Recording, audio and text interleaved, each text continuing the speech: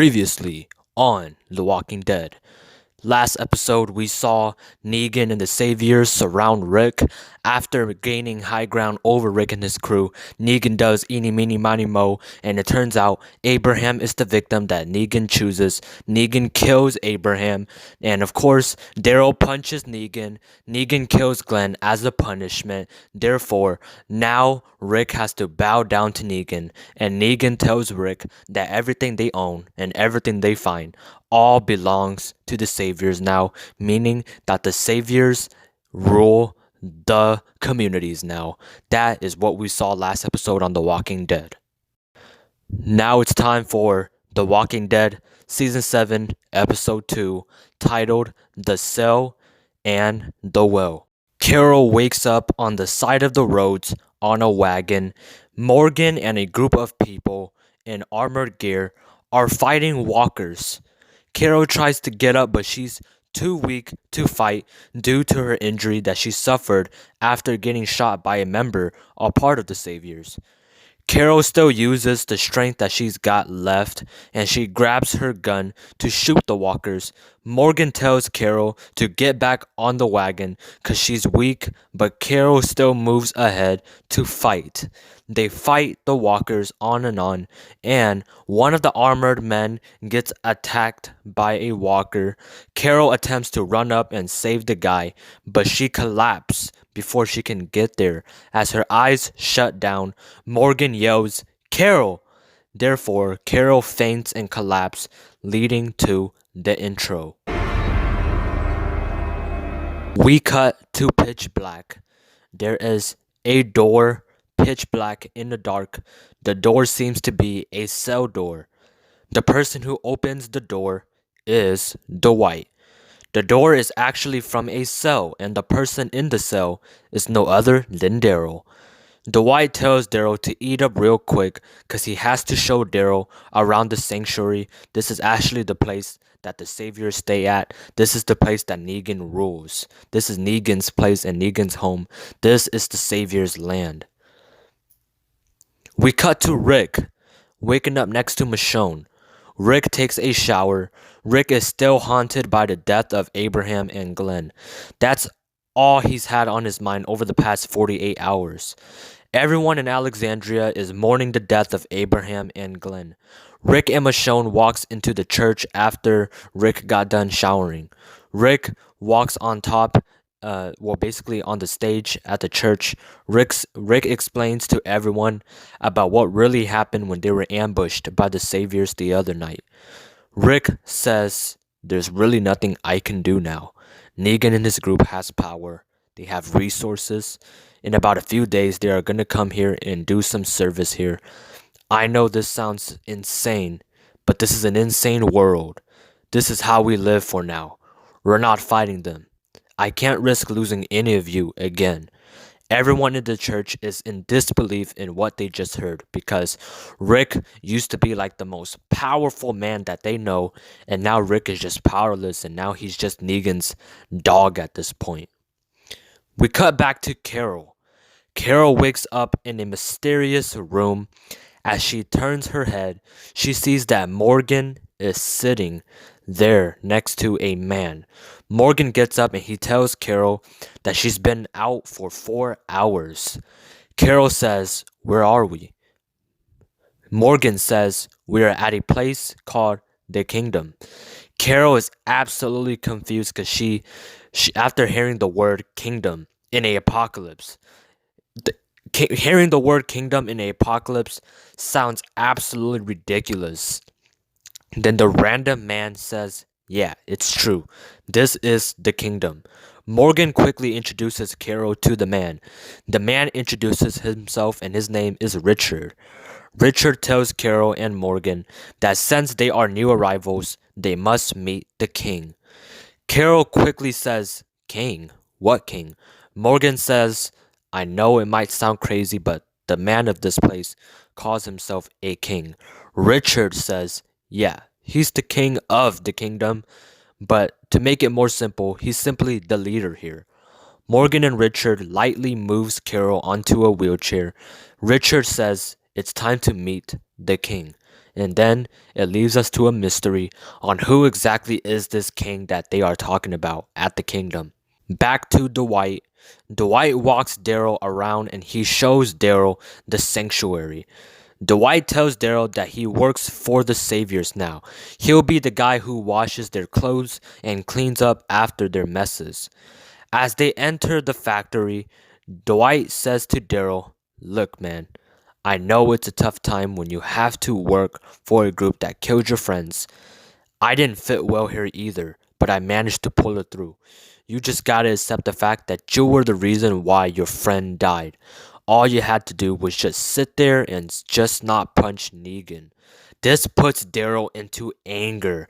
Daryl is just absolutely pissed to hear this. Daryl is just not having it. Daryl gets angry at Dwight, but since he is cuffed up and he can't do anything, Daryl is just nothing at this point. He just can't fight. Next thing you know, we see Negan walking into the factory, and everyone in the factory bows to him, besides Daryl. Dwight tells Daryl to get down. Bow down to the man right now. Daryl just stands there and he refuses to bow down. Negan looks around the room and he realizes that Daryl is the only man in the room who didn't bow. Negan walks up to Daryl slowly and he says, "Well, well, well. Look at who it is. The man of the factory. Shit. Hell, what the hell is your name again?" Daryl still stays silent and does not respond to Negan. Dwight says, "Daryl." Negan says, "Whoa, whoa, whoa, Dwight. Don't be rude. Me and Mr. Daryl here is trying to have a conversation here." Negan tells Daryl that he understands why Daryl refuses to bow to him, so for now, he's gonna let things slide. Negan tells Dwight to give Daryl a sandwich and walk him back to his cell. We cut back to Morgan. Morgan is pushing the wheelchair for Carol. Richard leads them to a theater where the king stays at. As they walk in, they see the king with a ginormous pet tiger. Morgan and Carol are both completely confused and shocked.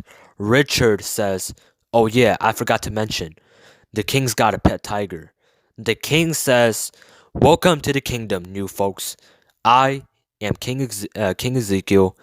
This is my pet tiger, Shiva. That's my right-hand man, Jerry." Jerry says, "Hi, new friends. Well, I hope we get to become friends." Ezekiel explains to Morgan and Carol that he is the king, and he explains to them about what the kingdom is and how it managed to stay strong after 2 years had already gone by since the apocalypse started. Carol pretends to act all interested, saying, "I've never thought I've seen a place like this ever wonderful again. I've never thought I've ever seen this place this nice ever again in my life." Morgan tells King Ezekiel that they are grateful and he says, "Thanks for having us here. Carol just needs to stay in for a few weeks and get some rest. Can we stay in one of the rooms?" Jerry says, "Abso-freaking-lutely." We cut back to Carl and Rick.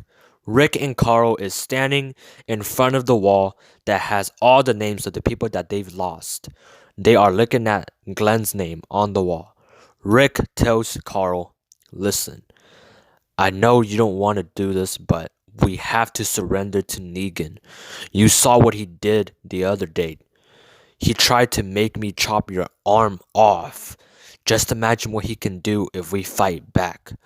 Carl says, "But this life isn't fair. They can't just take over us and take all of our stuff." Rick and Carl continues to have their conversation with the Saviors about the Saviors.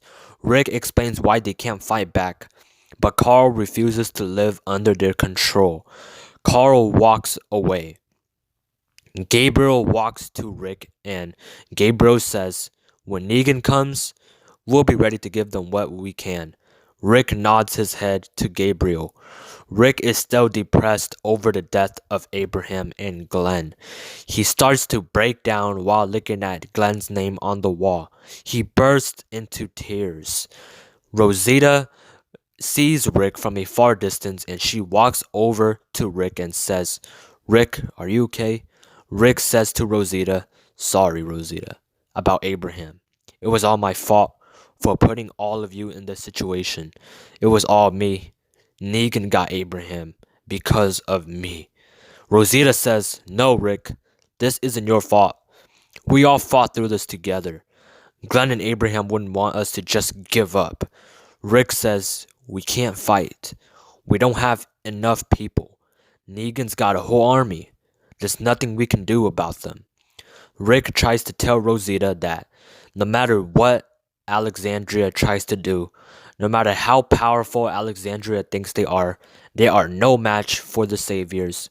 Rick says that no matter what they try to do, the Saviors will easily gang up on them due to the fact that they doubled them in power and weapons. They have more people. Rick does not want to fight. He feels like this is going to be their life from now on. We cut back to Carol and Morgan. Carol and Morgan tells King Ezekiel more about themselves and where they are from. As Morgan and Ezekiel are having their conversation, they are both friendly to each other and they bond to each other. Morgan feels like he trusts King Ezekiel. He feels like Ezekiel is a man that they can trust, but Carol is just the one that's a little skeptical just because Carol is more on the violent side. Meanwhile, Morgan is a man of peace. As Morgan and Ezekiel are having their conversation, Ezekiel says, "Sorry, folks. I got a business proposal that I must attend. You want to join me, Morgan?" Morgan says, "Sure." Morgan leaves the room with Ezekiel and Carol stays there as she is still unable to walk due to her wound not being healed yet. Members of the kingdom are at a parking lot and a group of men drives in. It turns out that the kingdom has been making trading deals with the saviors. The moment the saviors introduce themselves to the kingdom, Morgan is absolutely shocked that the kingdom has ties with the saviors.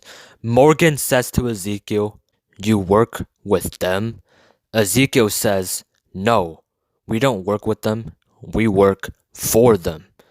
Everything we have, everything we find goes to them nice and smoothly." The Savior members introduces himself as Gavin, and the other member's name is Jared. Gavin says that Negan wants vegetables. The kingdom makes a peaceful trade with the Saviors. As they are packing up, the deal goes nice and smooth until Jared looks at Morgan and he says, "Hey, give me that stick now. Don't do anything stupid." Morgan says, "Why do you want the stick? You already have a gun, a weapon much more useful than a stick." Jared says, "Hey, just do as I say. You do know that things will just go smooth if you just do what we say, right?" Morgan refuses to give Jared his stick, so Jared acts out. He tries to fight Morgan, but Morgan hits Jared to the ground and Richard breaks up the fight. Gavin turns around and Gavin says, "Enough! What the hell are you doing, Jared? We are leaving now. This is not how we do business proposals." The Saviors leave, and Morgan is in shock that the Saviors are controlling the kingdom. Morgan turns to Ezekiel and he says, "Those are some nice people that you've been working with, Ezekiel." Ezekiel simply replies by saying, "As long as it's peace, we don't want any trouble. Do not start anything like that ever again, Mr. Morgan." Morgan simply replied by saying, "The man attacked me first. I did nothing but just defend myself." We cut back to Daryl in the cell. Daryl is not eating his sandwich that Dwight made for him. Dwight comes to the cell and he opens Daryl's cell and he says, "You didn't eat? Well, whatever, man. Time to go to the doctor now." Daryl says, "Why?" Dwight tells Daryl that every new arrival in the sanctuary must go get a checkup before they can do their jobs. Dwight walks Daryl to the doctor's office. As they both walk in, Dwight sees his wife, Sherry, also there to get a checkup. Negan is also in the room, and Negan says, "Wow, wow, wow. It is so good to see you, Dwighty boy. And it is also so good to see you, Daryl. Negan says, "Come on, Dwighty boy. We've got to make our plans for our service with Rick soon." Negan and Dwight walks out of the room. Daryl is in shock after he heard that Negan is going to have a service deal with Rick. He is afraid that Negan is going to do harm to Rick. The doctor gives Daryl a checkup and he says Daryl's bruises must be treated. The doctor steps out of the room to go get the correct equipment to treat Daryl's bruises. Sherry looks at Daryl and she says, "What are you doing here? You can't stay here. You don't know what he'll do to you here. You don't know how Negan's like. He is much more brutal than he looks." Daryl simply replies by saying, "I ain't afraid of him."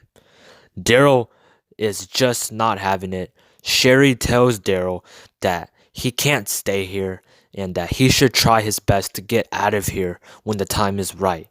They spend another 10 minutes there together just talking.